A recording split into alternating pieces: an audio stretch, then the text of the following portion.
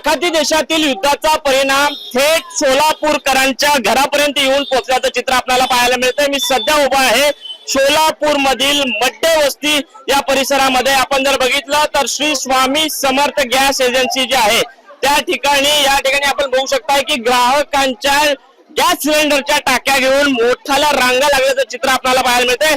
साधारणतः 2 किलोमीटरची ही रांग जी आहे ती आपल्याला पाहायला मिळते। आपण जर बघितलं तर उन्हातानामध्ये हे जे ग्राहक आहेत ते या ठिकाणी थांबल्याचं एकूण चित्र आपल्याला पाहायला मिळतंय। खरं तर मागच्या 2 ते 4 दिवसापासून अशाच पद्धतीच्या समस्यांना सोलापूरकरांना या ठिकाणी सामोरं जायला लागत आहे।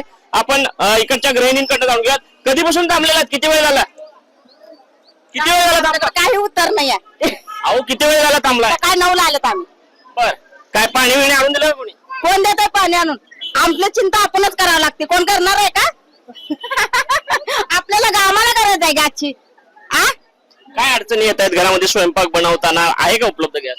गॅस नाही ना म्हणून तर आलात नाहीत आम्ही। गॅस असल्यास कशाला आला तर शिल्लक टाकी राहिलं 9-8 वाजल्यापासून थांबलं, कुठनं आलंय पाळीला?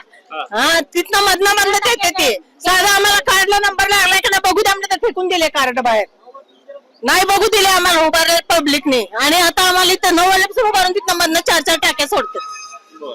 नक्कीच आपण बघू शकताय की साधारणतः सोलापूर मधील तापमान जे आहे ते 40 डिग्री सेल्सिअस पर्यंत गेलेलं आहे। आणि आपण जर बघितलं तर या ठिकाणी ग्राहक जे आहेत ते गॅसच्या टाक्या घेऊन त्यांच्या लांबच लांब रांगा लागल्याचं चित्र आपल्याला पाहायला मिळतंय।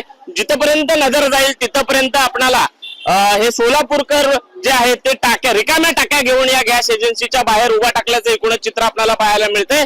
आणि या गॅस एजन्सीकडून कुठल्याही पद्धतीची पाण्याची सुद्धा सोय जी आहे ती केली गेलेली नाही। त्यामुळे एकूणच संपूर्ण संताप जो आहे तो यांच्याकडून पाहायला मिळतोय। काय सांगाल, कधीपासून थांबलेला आहात? कशा पद्धतीची सोय इकडे दिसून येते? खरं तर साधारणतः 2 किलोमीटरच्या रांगा लागलेल्या आहेत। मी जवळपास 1.5 ते 2 तासापासून या रांगेमध्ये उन्हात उभा आहे, कारण 40 डिग्री तापमान असताना सोलापूरमध्ये अशी भयानक परिस्थिती या ठिकाणी निर्माण झालेली आहे। दुसरीकडे आपल्या राज्याचे विकासरत्न मुख्यमंत्री म्हणतात गॅसचा तुटवडा नाही, सर्वांना गॅस मिळेल।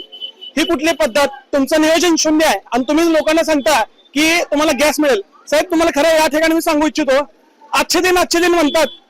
या अच्छे दिनच्या नावाखाली आपल्या महाराष्ट्रवासियांना या ठिकाणी भाजप गाजर दाखवत आहे का? हा प्रश्न प्रामुख्याने निर्माण होतोय। मी सकाळपासून प्रयत्न करतो या ठिकाणी आल्यानंतर। 28 तारखेला मी जो नंबर लावला होता, 1 महिना झाले, आज 1 महिन्यानंतर सुद्धा घरात गॅस नाही आहे। काय परिस्थिती आहे हे आम्हाला माहिती आहे, त्यामुळे मी उन्हात त्या ठिकाणी उभारलोय। माझे वडील 69 वर्षाचे आहेत, त्या ठिकाणी ते आजारी आहेत। अशा परिस्थितीत सुद्धा वडिलांना इथं आणून या ठिकाणी मी नंबर लावलेला आहे। आणि इथं आल्या तर कुठल्याही प्रकारचं नियोजन नाही आहे, पोलीस प्रशासनाचं नियोजन नाही आहे। नक्कीच ढिसाळ असा कारभार आपल्याला पाहायला मिळतोय। सोलापूरमध्ये एकीकडे पारा जो आहे तो 40 डिग्री सेल्सिअस वर गेलेला आहे आणि याच्या उन्हातानात सुद्धा गृहिणी असतील किंवा घरातील कर्ते पुरुष असतील ते सुद्धा या ठिकाणी टाक्या घेऊन उभा टाकलेले आहेत। खरं तर सोलापूर हा दुष्काळग्रस्त जिल्हा म्हणून माहित होता।